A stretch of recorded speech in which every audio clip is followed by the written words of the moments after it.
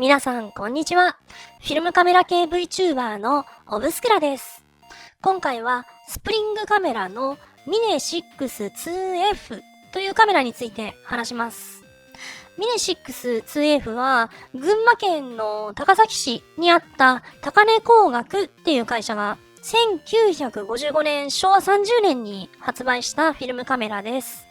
こういう蛇腹を使った中盤カメラのスプリングカメラっていうジャンル、1950年代にたくさん製造されたんですけど、その中の一つになります。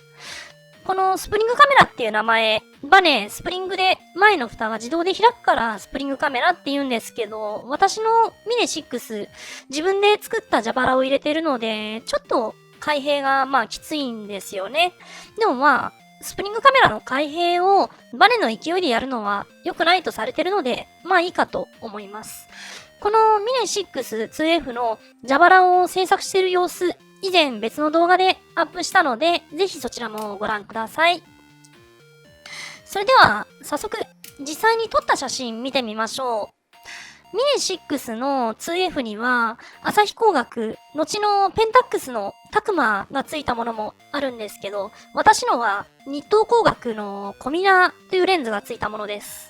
ちょっと、このフィルムがイルフォードの中盤フィルムに斑点が出る不具合に遭遇したものにレタッチしたものなので、ちょっと恐縮なんですけど、それにしてもよく映ってるんですよ。絞り込んでしまってはいるんですけど、画面の隅までいい感じです。それでですね、調べてみたら、このミネ 6-2F についてる S コミナーってレンズ、これ3群4枚のテッサータイプらしいんですよね。こういう1950年代の日本製のスプリングカメラって、大体が3群3枚のトリプレットだと思ってたので、ちょっと驚きました。レンズもそうなんですけど、資料によると、このミネ6ってカメラ、スプリングカメラとしては比較的高級な製品を目指してたようで、レンズがテッサータイプなのもそうですし、カメラ自体の作り、ボディの立て付けとかっていうのも、他の4畳半系のスプリングカメラちょっと触ったことあったんですけど、それに比べて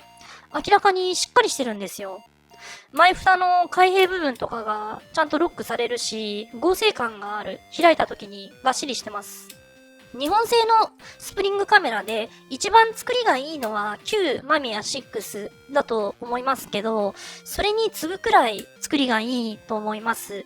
あとはコニカのパールもありますね。ちょっとパールは使ったことないんですけど、それぐらい作りがいいと思います。使ってて気になった点としては、やっぱりこういう感じの1950年代の距離計付きのカメラにありがちですけど、距離計の調整はしづらかったです。どうしても蛇腹交換するときに距離計ユニットを下ろさなきゃいけなくて、で、どうしてもちょっとピント調整とかも必要だったので、やっぱり追い込むのは難しいですね。あとはピントを合わせるとき、ヘリコイドを回すんですけど、ピントのノブがレンズの上についてるんですけど、これ回しづらいっていうのはちょっと思いました。スプリングカメラなので、他にピントノブを置く位置がないから仕方ないとは思うんですけど、ちょっと使いづらいですね。しかも、シャッターボタンが右手側なので、普通は左手で下からホールドすると思うんですけど、右手でピントノブを回そうとすると、距離計の窓が右手で隠れてしまって見えなくなっちゃうんですよ。なので、カメラを右手で掴んで、左手でピントを合わせるしかない。このピント合わせのしにくさっていうのは実際に使ってみないとわからない不便なところでした。ただどうしてもスプリングカメラで距離計を乗っけるってなるとこの構造にならざるを得ないんですよね。という面で旧マミヤ6の偉大さっていうのを逆に感じました。